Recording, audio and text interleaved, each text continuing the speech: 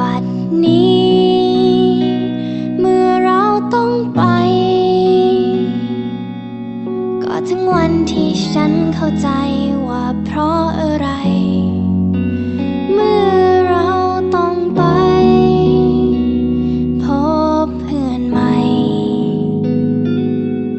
ซึ่งอาจไม่มีใครเข้าใจเราเหมือนเพื่อนคนเดิมกว่าจะรอเท่าวันนี้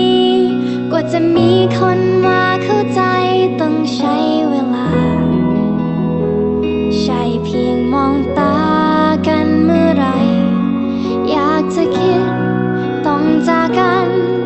เป็นแค่ฝันแต่ความจริงนั้นเรายังอยู่เคียงข้างกันดังวันวาน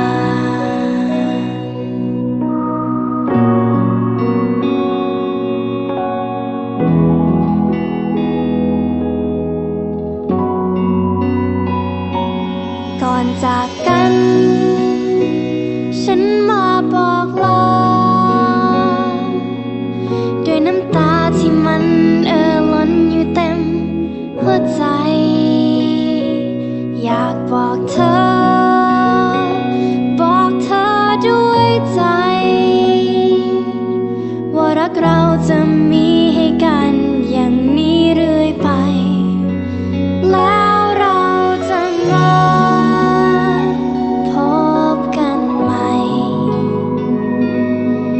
จะกลับมารวมทุกข์สุขกันให้เหมือนเมื่อวานกว่าจะรอเท่าวันนี้กว่าจะมี